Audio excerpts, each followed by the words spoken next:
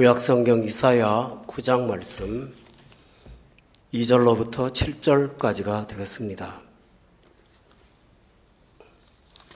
기독교 명절이면서 동시에 세상의 명절이기도 한 유일한 절기가 하나 있습니다. 신자나 불신자나 공히 절기로 구별하는 날이 바로 예수 그리스도께서 이 땅에 오신 성탄절이 되겠습니다. 불신자들도 성탄절을 축제의 날로 따로 떼어놓고 살아갑니다. 보통 성탄절 되면 카드가 나오고 또 그림에는 성경에는 전혀 나타나지 않은 산타클로스, 또 사슴, 또 눈 이런 것들이 대세를 이루고 있습니다. 그런가 하면 성탄절에는 불우이웃 돕기도 하고 또 세상의 평화를 기원하는 좋은 날로 쓰기도 하고 또 젊은 연인들은 그날을 사랑을 고백하는 날로 사용하기도 하는, 그러면서 세상의 기업들은 돈을 벌 수 있는 특수 기간으로 활용하기도 하는 때가 성탄절입니다. 어쨌든 긍정적인 요인도 있고 부정적인 요인도 있는데요. 성탄절 하면 보통 장식을 할 때 나무에다가 빛을 달죠. 전구를 달든가 아니면 반짝거리는 색종이를 달든가 등등 합니다. 그것은 어둠을 밝히는 빛이라는 어떤 상징을 나타내는데 그 효용이 있습니다.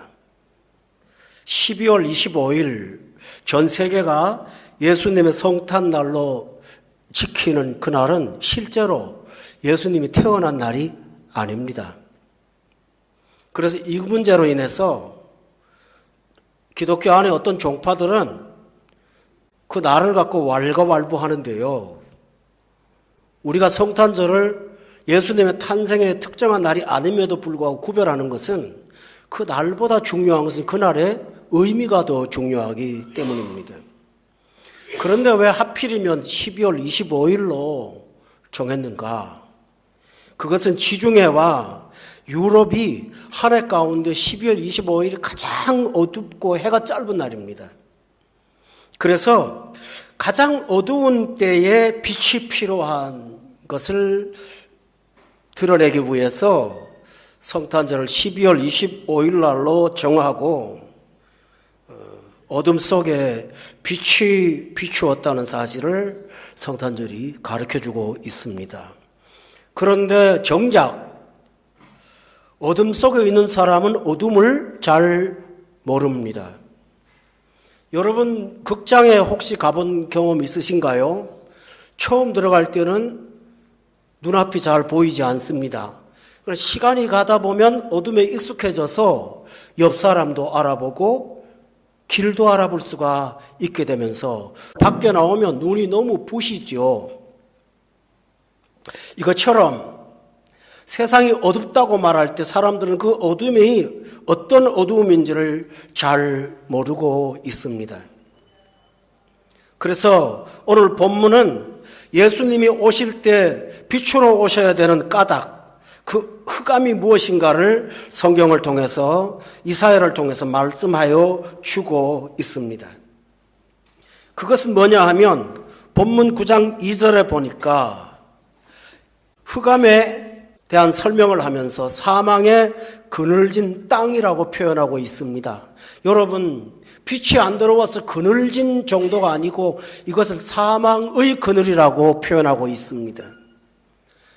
온 인류가 예수 없이 사는 사람들은 어둠인데 그 어둠은 사망의 그늘이라고 성경은 말하고 있습니다. 사망의 그늘이 무엇일까요? 마음속에 어둠이 지거나 그늘이 질 때 죽음의 그늘이 진 것을 사망의 그늘이라고 표현합니다. 단지 빛이 어두워서가 아니라 미래가 보이지 않을 때 사망의 어둠이 있습니다. 내가 사는 현실에 도저히 나올 수 없을 때 사람은 사망의 어둠을 갖게 됩니다. 그러나 더 무서운 게 있습니다. 행복하고 가지고 싶은 것 다 가질 수 있고 누릴 수 있는 것을 다 누림에도 불구하고 사람은 사망의 어두운 그늘을 안고 삽니다. 그게 뭔지 압니까? 철학자 킬케고리 말한 것처럼 권태라는 무서운 질병입니다. 바로 예수님은 이 사망의 땅에 사는 자에게 찾아오셨습니다. 두 번째로 어둠은 1절에 보니까 흑암과 고통받는 것과를 동일시하고 있습니다. 이것이 뭘까요? 어둠은 고통받는 것입니다. 본문 9장 1절에 보면 그 고통은 멸시가 있습니다. 사람들은 서로가 서로를 멸시합니다. 우습게 봅니다. 흑인은 백인을 멸시하고 백인은 흑인을 멸시하는 피부 색깔과의 관계가 있는 것이 아니라 사람은 자기 외의 타인을 다 멸시하는 경향이 있습니다. 멸시를 하지만 실제로는 본인이 멸시를 당하고 사는 게 세상입니다. 그래서 사람들은 자아가 손상당하면 분노하고 못 견딥니다. 왜 그럴까요? 멸시가 보편적인 사회 속에 살고 있기 때문입니다. 이것이 어둠입니다. 정신적인 고통입니다.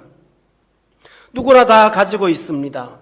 세 번째로 어둠은 본문 4절에 보니까 무겁게 먼 멍에가 어둠입니다. 여러분, 젊은 남녀가 서로 좋아해서 사랑까지 발전하고 마침내 한 부부가 되었습니다. 얼마나 행복한 출발입니까? 출발과 동시에 어깨에 무거운 삶의 짐을 지게 되는 것 아닐까요? 자녀를 이응산했습니다. 태어날 날을 기다리면서 얼마나 행복합니까? 태어나는 순간 기다리고 있는 것은 무거운 양육의 짐입니다. 직장을 고군분투해서 찾아 들어갔습니다. 들어가자마자 살아남아야 한다는 무거운 멍에와 과도한 실적을 요구하는 그 요구 앞에서 감당할 수 없이 살아가는 것이 오늘 현실입니다.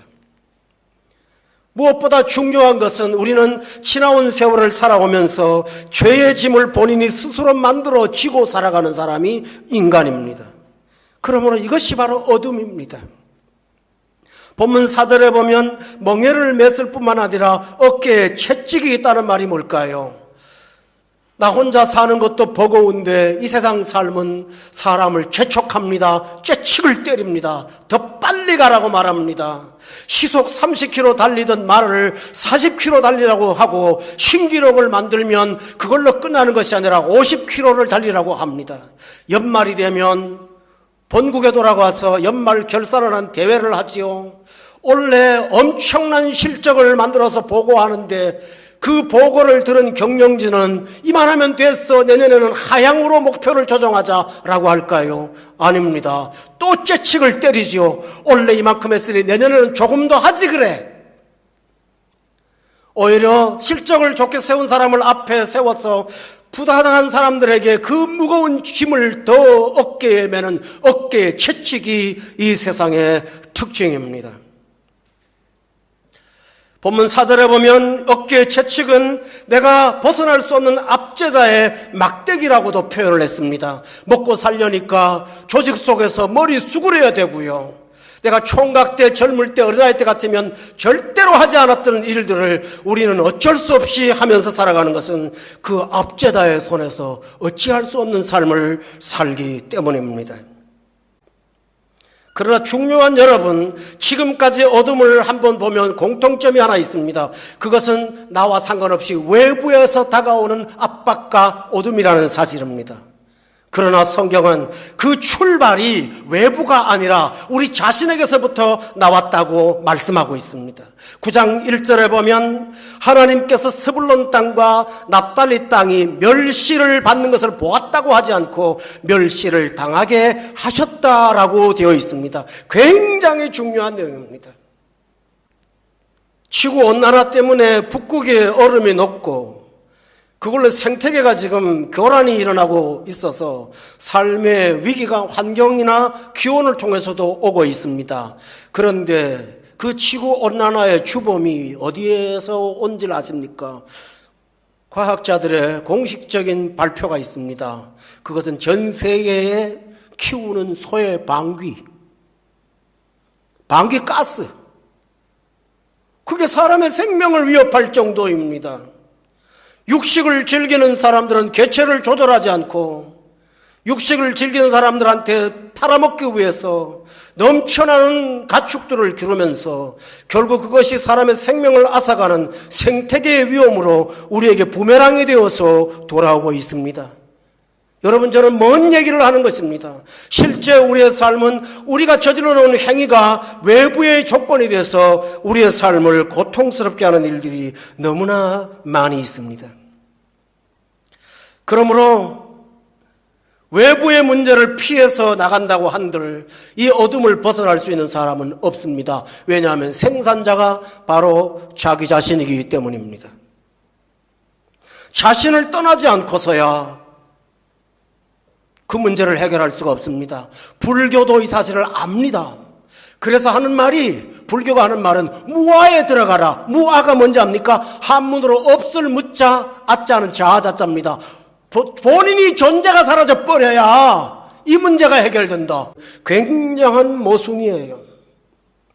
힌두교는 가르칩니다. 이것이 인간 세상에 저지르는 거지만 이건 착각이야. 지금 사는 세상은 착각이야. 환상이야. 실제 존재는 이거 아니야. 거짓을 가리키면서 현실을 현실이 아닌 것으로 피해가고 있습니다. 오늘 현대인들은 나름대로의 종교가 아니지만 피하는 수단들을 만들어가고 있습니다. 스트레스 받으면 컴퓨터에 앉아서 잠을 자지 않고 게임을 즐깁니다. 그런다고 문제가 사라졌습니까? 그대로 있습니다. 왜냐하면 흑암을 만드는 자가 나이기 때문입니다. 탕자가 부잣집에 살았습니다. 그에게는 흑암이 전혀 없었습니다. 그런데 그는 허랑방탕해서 자기 스스로가 흑암을 만들었고 마침내 그 흑암 속에서 고통받는 사람이 되었지 않습니까? 그러므로 이 어둠이라는 사실 자체도 성경이 아니면 알 수가 없는데, 여러분, 예수 믿지 않고 하나님이 없는 사람은 성경은 너희가 전에는 어둠이었다고 말합니다. 전에는 너희가 어둠이었더니 라고 말합니다. 그러므로 어둠을 가진 사람이 어둠을 갖고 빛이신 그리스도를 알려고 아무리 애를 쓴다 한들 그의 지성이 따라갈까요? 경험이 따라갈까요? 교육받은 교육이 따라갈까요? 체험이 따라갈까요? 따라갈 수가 없습니다. 제가 어린 시절 이야기를 하나 하지요. 저 되게 억울했던 일이 있었습니다. 서울에서 초등학교 3학년 다니다가 시골 동네에 전학을 갔습니다. 축구 경기를 하게 됐습니다. 동네 아이들하고. 근데 우리 팀하고 저쪽 팀하고 축구 경기 하는데 10대 0으로 치고 있었습니다. 동네 축구 다 그렇긴 하지만, 그랬더니 왜 그런가 했더니 동네 형이, 그 상대편 축구팀의 형이 문간에 딱 써갖고 공이 오면 발로 차 넣는 거예요. 그냥 옵사이드죠. 그래서 제가 가서 이거는 오프사이드예요 내가 말했어요. 그랬더니 무식한 놈이 와갖고 서울 자랑하고 앉았다고. 그런 법이 어딨냐는 거예요. 공만 쳐넣으면 되는 거죠. 여러분, 공식 축구 한 번도 못 본 사람한테 옵사이드는 옵자도 모르는데 거기 가서 무슨 말을 합니까? 이게 여러분 동네 시골 아이들의 얘기가 아니에요. 빛이신 하나님을 모르고 하나님을 판단하는 어리석은 사람들의 공통적인 모습이 바로 이것입니다. 여러분, 생명을 주는 빛은 밝은 밝기만 갖고는 안 되잖아요. 사망의 그늘을 생명으로 바꾸려면 환한 형광등빛 갖고 되는 게 아닙니다, 여러분. 어떡합니까? 그 빛은 우리가 이해할 수 없는 독특한 빛이라야만이 생명도 주고 어둠도 해결하고 사망도 해결할 수가 있지 않습니까? 그래서 예수 그리스도께서는 본문 2절에 보면 흑암에 행하던 백성에게 큰 빛으로 다가오셨습니다. 본문 2절에 보면 그 빛은 보는 빛만 아니라 각 사람에게 비추는 빛으로 찾아오셨습니다. 빛을 보았습니다. 빛이 비추입니다. 제가 미국의 최근 이민사회의 그 고통 많이 듣고 있는데요. 미국 부흥 집회하러 가서 미국 남부의 멕시코하고 국경을 갖고 있는 도시 엘파소에 갔습니다. 엘파소는 산 언덕 위에 있는 도시고요. 멕시코의 동네는 산 아래에 있기 때문에 위에서 밑을 내려다보면 얼마든지 볼 수 있었음에도 불구하고 그 교회 집사님 한 분이 멕시코 구경하시라고 저를 국경을 통과해서 한번 둘러서 보여준 적이 있습니다. 그런데 그 전날 밤 엘파소의 야경의 꼭대기 산 위에 서서 멕시코를 볼 때 우울한 모습을 봤습니다. 그런데 그 다음 날 관광 가서 멕시코 한 동네의 골목 어귀에 서서 엘파소라는 미국의 조그만 동네를 쳐다봤는데 천국 같더라고요. 안 보이면 괴롭지 않을 텐데 보고 사니까 멕시코 사람들이 너무 힘든 거예요. 차라리 미국이 어떻다는 상상으로 살면 좋겠는데 눈으로 뻔히 보면서 철조망 하나로 못 가니까 사람의 삶이 더 황폐해지는 것을 제가 봤습니다. 그 빛을 보는 것만 갖고는 안 돼요. 그 빛이 내게 다가와야만 구원이 오는 것이지요. 빛이 왔어요. 등을 돌렸어요. 그 빛이 비추지 않아요. 빛이 왔어요. 열어야 돼요. 닫아놓기만 하면 소용없어요. 처음에 여기 집을 하나 구했을 때 먼저 살던 사람이 커튼을 달아놨어요. 근데 그 커튼이 낮에도 치면 빛이 안 들어와서 깜깜한 밤 같아요. 아무리 바깥에 태양빛이 강하더라도 커튼 하나로 닫아놓으면 그 빛이 안 들어오는데 사방을 날 볼 수가 있나요? 이게 어둠이에요. 그 속에 빛이 오는 거예요. 제가 하도 은혜가 돼서 이렇게 책인데 복사를 해갖고 왔어요. 어둠 속에 빠졌던 한 사람을 소개하고 싶었어요. 1803년에 아도니람 저드슨이라는 사람이 예일대학교에 다니는 아주 수재가 하나 있었어요. 부모님은 목사님이세요. 그런데 이 친구가 그 공부하면서 자기보다 똑똑똑한 상급학년 중에 이모라고 불리는 천재적인 머리에다가 재주가 많고 고상하고 사람을 끄는 매력이 있는 한 학생을 만나게 됐는데 이 상급 학생이 특별히 저드슨에게 관심을 보이고 그에게 호의와 우정을 베풀어서 저드슨은 잘 나가는 선배가 나를 인정했다는 거에 우쭐거리는 마음으로 그 이모가 갖고 있는 새로운 철학 사상을 따르기 시작했어요. 그러다가 자신도 모르게 공격적이면서 대담한 불신론자가 되고 말았어요. 그러던 그가 방학이 되었던 어느 날 지방을 여행하기 위해서 말을 빌려 타고 먼 길을 가던 중에 하룻밤 어느 길가의 여인숙에서 잠을 자야 됐어요. 여관 주인은 미안하다고 하면서 방이 이미 다 찼으니까 줄 수 있는 방이 딱 하나 있는데 아파트 옆에 붙어있는 방뿐인데 그 방에는 지금 한 젊은이가 아파 누워있고 죽어가고 있다고 얘기를 했어요. 그때 저드슨이 그 방이라도 상관없다고, 뭐 죽음 따위가 뭐 그렇게 중요하냐고, 나한테는 아무 문제 없으니까 옆방 달라고. 그래서 그 옆방을 얻었습니다. 젊은 환자가 누워있는 아파트의 옆방과 저드슨의 방 사이에는 벽이 의외로 얇았다고 합니다. 밤의 정적 속에서 저드슨이 잠을 이루지 못한 채 옆방에서 죽어가는 젊은이의 신음소리를 고스란히 들을 수밖에 없었습니다. 고통스러운 고뇌의 신음소리와 더불어 때로는 절망의 신음소리도 들리는 듯 했습니다. 죽어가는 환자의 고통소리는 가슴을 도려내듯이 그에게 충격을 줬지만 그는 이내 평정심을 유지하려고 애썼습니다. 만약에 자신이 죽어가는 사람의 신음 앞에 이렇게 약해지는 모습을 보인다면 대학교 친구들이 뭐라고 할 것이고 이모라는 내가 좋아하는 선배가 나를 얼마나 우습게 보겠는가 라는 생각을 하면서 자신을 추스리려고 했습니다. 그런데 그런 째치기로도 소용없이 옆방 환자의 고통스러운 신음소리가 계속되고 담요로 머리를 감쌌지만 모든 소리가 들렸는데 한순간 조용해졌다고 합니다. 새벽에 일어난 후에 여관 주인을 찾아가서 옆방 사람이 어떻게 됐는지 물었어요. 그때 여관집 주인이 죽었어, 퉁명스럽게 대답을 했습니다. 죽었어요? 저드슨이 뭐하는 사람이었냐고 묻자 여관 주인이 귀찮다는 듯이 대답합니다. 예일대학에 다니는 학생이었는데 아주 똑똑한 애인데 이름이 이모라는 애야. 저드슨이 그 얘기를 듣고 경악을 했습니다. 자기가 존경했던 그 이모라는 선배가 옆방에서 죽은 것입니다. 그는 여행을 더 이상 할 수가 없어서 집에 돌아가서 아버지 어머니에게 충격이 가득한 자신의 속마음을 다 털어놓았더니, 그러면서 어머니와 아버지한테 삶과 죽음 그리고 순간과 영원의 사이를 이겨낼 수 있는 믿음을 가질 수 있도록 나 좀 도와달라고 요청을 했는데, 그 부모는 깊이 생각을 한 다음에 좀 조용한 곳에 가서 쉬면서 좀 생각을 해보라고. 그래서 아무런 방해가 없는 그곳에서 그는 모든 것을 잊고 마음을 좀 살피려고 했는데, 이 중요한 삶과 죽음의 주제가 머리를 떠나지 않았어.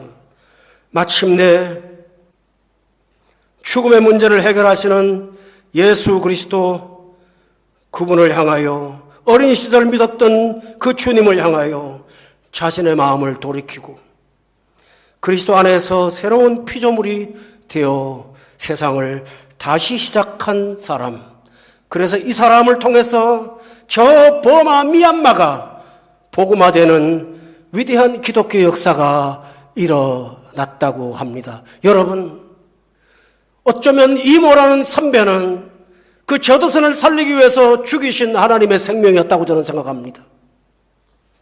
한 사람의 어둠을 깨트리기 위해서 얇은 벽 하나를 놓고 죽음의 상황들을 목도하게 하신 하나님이 결국은 인생을 발견하게 하시고 빛을 따라가게 하셨던 것이 저드슨의 일대기 중에 한 순간이었다면, 우리에게도 그 빛이 비추는 것이 얼마나 중요할까요?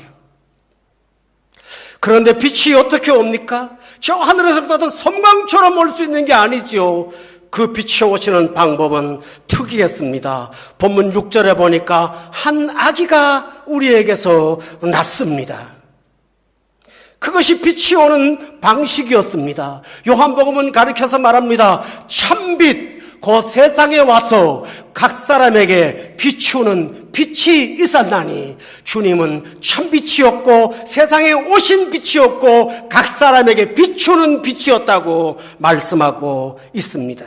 그런데 영어 성경을 보니까 To us a child is born, 여러분 알죠? 무슨 말인지? 우리를 향하여 그 어린아이가 태어났다는 말이에요. to라는 부정사가 앞에 붙어서 굉장히 중요하잖아요. 나하고 무관하지 않고 우리를 향하여 그 아기가 태어났다고, 탄생해서 왔다고 영어 성경은 그렇게 표현하고 있어요. 나 때문에 오셨다고요. 산타크로스가 아니고요. 나를 향하여 오신 분이 예수 그리스도라시고요. 그런데 그냥 아기가 아닙니다. 본문 6절에 보면 그 아기는, 다른 표현으로 말하면 그는 아들입니다. 한 아들로 오셨습니다. 여기 중요한 사실은 아기이면서 동시에 아들입니다. 누구의 아들입니까? 하나밖에 없는 독생자 예수 그리스도는 하나님의 아들로 인간의 몸으로 이 땅에 오신 유일한 아들입니다. 할렐루야. 우리도 하나님의 자녀입니다. 그런데 우리는 입양됐습니다. 예수님은 친아들이십니다. 그렇게 오셨습니다. 아들이라는 말은 뭘까요? 인간의 몸을 입고 우리와 똑같이 오신 연약한 분이라는 사실입니다. 이것이 빛이 오신 방식입니다. 그런데 이 아기는 놀랍고 신비합니다. 오셔서 하시는 일이 6절에 보니까 그 어깨에 정사를 메었습니다. 본문 4절에 보면 인간이 졌던 무겁게 맨 멍에를 당신이 대신 지시고 어깨에 무거운 멍에가 아니라 정사를 메었다고 성경은 말하고 있습니다. 여러분, 예수님이 말씀하시죠. 수고하고 무거운 짐진 자들아 다 내게로 오라. 내가 너희를 쉬게 하리라. 나의 멍에를 메고 내게 와서 배우라고 말씀하지 않아요? 세례 요한은 예수님을 일컬어 말하기를 짐을 지고 가는 하나님의 어린 양, 세상에 짐을 지고 가는 하나님의 어린 양. 예수님은 우리 인생의 짐을 져주시는 분임을 믿으시기 바랍니다. 여러분, 짐이 무거우십니까? 내려놓으십시오. 어디에다가요? 주님의 어깨 위에 올려놓으십시오. 이것이 우리가 믿음으로 할 일입니다. 할렐루야. 당신은 정사의 어깨를 메었습니다. 어깨에 정사를 메었다는 말은 우리는 무겁게만 멍에였지만 그분은 멍에를 해결하시고 능력으로 처리하시는 능력자이심을 성경은 말하고 있습니다. 여러분, 예수 없이 사는 사람이 되어서 무겁게 스스로 멍에를 메실래요? 그 어깨에 우리의 멍에를 옮겨드리고 정사를 메신 그분을 따르실래요? 제가 초등학교 6학년 때, 그때는 중학교도 시험 쳐서 들어갔거든요. 책을 많이 갖고 다녔습니다. 동네 형이 저를 좋아해서 저녁에 가끔 학교에 와서요, 중학생인데 제 가방을 다 들고 자기가 메어줘요. 저는 뒤에 따라가는데 그렇게 가벼울 수가 없어요. 여러분, 이것이 주님이 우리에게 오셔서 허락하신 빛입니다. 또 하나 있습니다. 본문 6절에 보면 그의 이름은 기묘자입니다. 단지 내 무거운 짐을 지고 가는 분만이 아니라 기묘자라는 말은 뭘까요? 내가 예측할 수 없고 내가 상상할 수 없고 내가 이해할 수 없는 특별한 방법으로 당신은 내 삶의 구원을 이루시는 분이라고 말씀하고 있습니다. 이것이 기묘자입니다.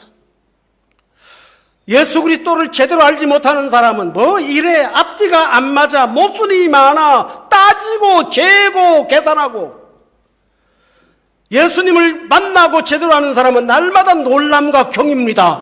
어떻게 하나님이 이런 일을 하실 수가 있어?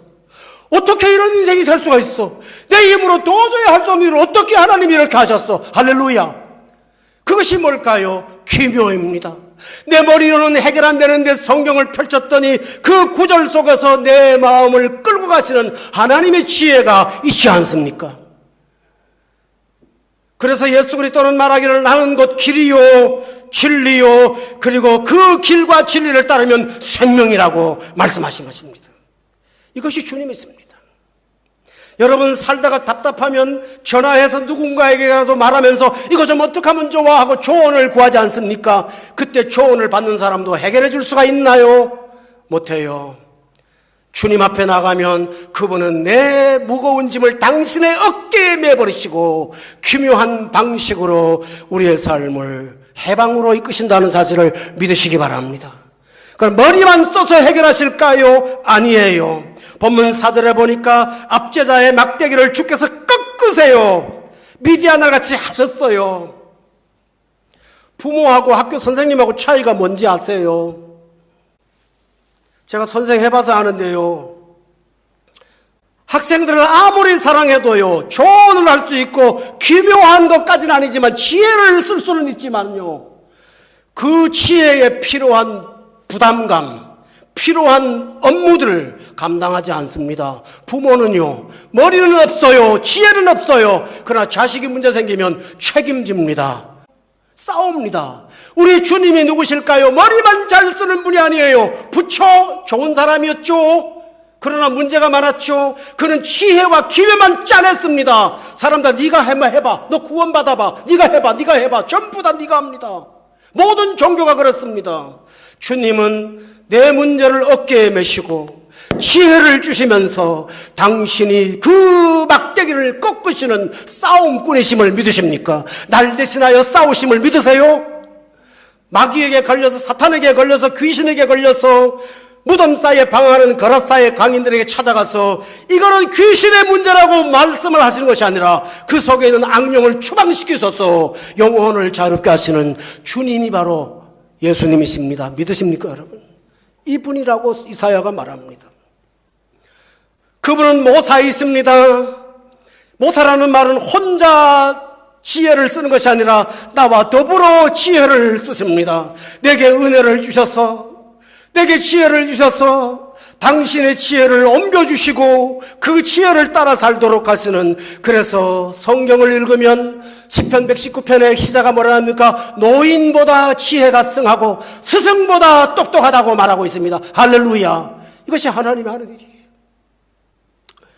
내 삶에 지혜가 부족할 때 성령께서 내 마음에 조명하셔서 지혜를 주심으로 이 땅을 살아가도록 하시는 그 모사이신 주님.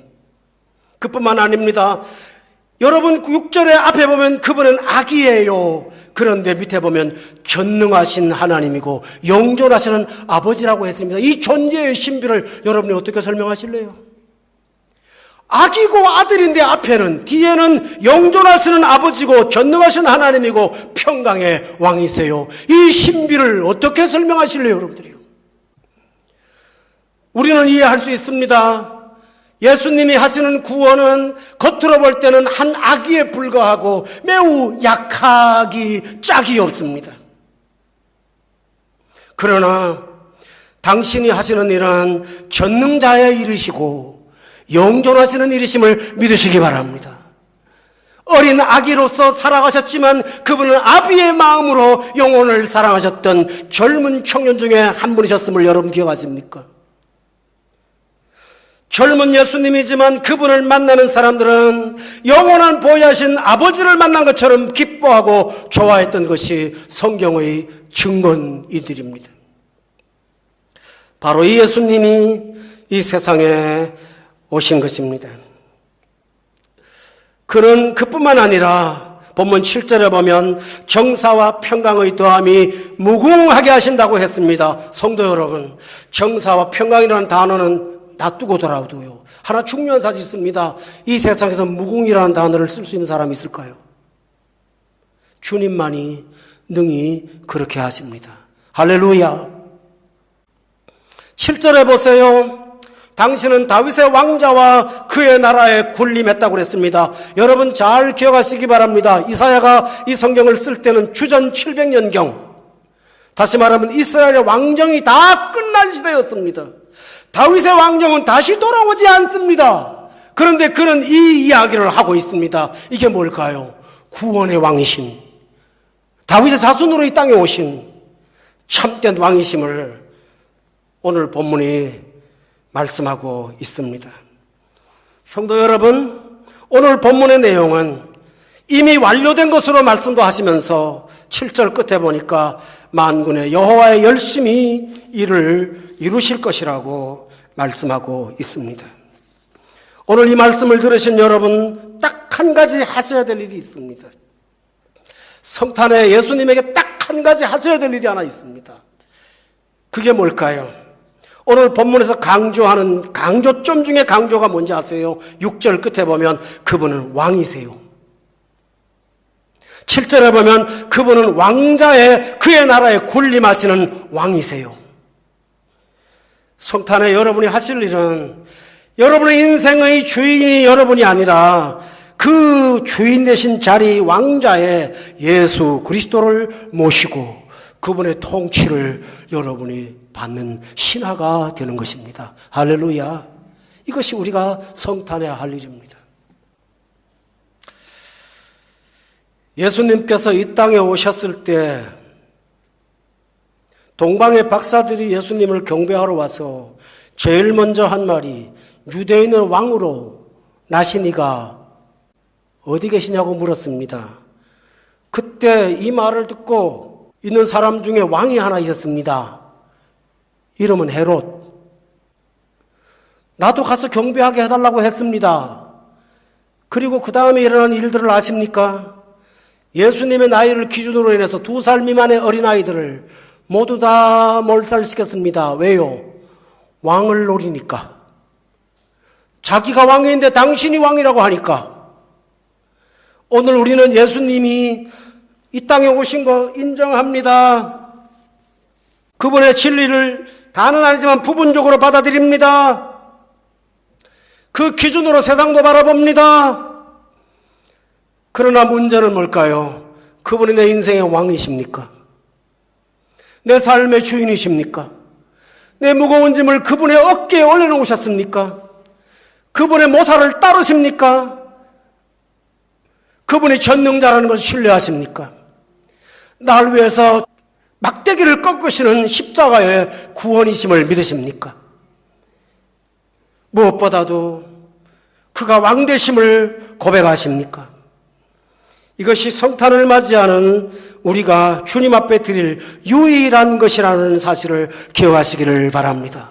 동방의 박사들은 이해할 수 없는 선물을 갖고 왔습니다. 하나가 몰약입니다. 시체 방부제입니다. 어린 아기한테 선물로는 전혀 어울리지 않는 내용입니다. 또 하나는 유향입니다. 시신의 부패를 방지하거나 냄새를 빼는 데 쓰는 것이 유향입니다. 전부 장례식과 관련된 내용입니다. 그리고 마지막 금이 있습니다. 그 당시에 금은 왕에게만 드릴 수 있는 유일한 재물이었습니다. 그들은 예수 그리스도를 누구로 고백했나요? 왕으로 고백한 것입니다. 사사기에 보면 사사기의 패망은 딱 한 말입니다. 각자가 자기 소견에 오른 대로, 그 앞에 뭐라 하지 않습니까? 그때의 왕이 없으므로, 내가 왕으로 인정하지 않고 자기 소견에 오른 대로 살았던 사사시대의 가장 비극은 여러분이 잘 아실 것이에요. 그러므로 어떤 지적인 동의가 중요한 것이 아니라 여러분이 결단하십시오. 그분을 왕으로 모십시오. 그분이 와서 내 인생을 통치하면 본문 7절에 다 같이 보십시오. 정사와 평강의 도함이 무궁해질 것이고 정의와 공의로 여러분을 보존하셔서 마침내 본문 3절에 보면 창성케 하시고 즐겁게 하시고 그리고 해방을 주시는 구원의 능력을 경험하며 살도록 여러분에게 새로운 세계를 열어주실 줄로 믿습니다. 여러분, 이런 은혜가 있어서 2019년 성탄 주간에 여러분의 영혼이 새롭게 되고 자유가 있는 그런 여러분이 되시기를 예수 이름으로 축원합니다. 기도하겠습니다.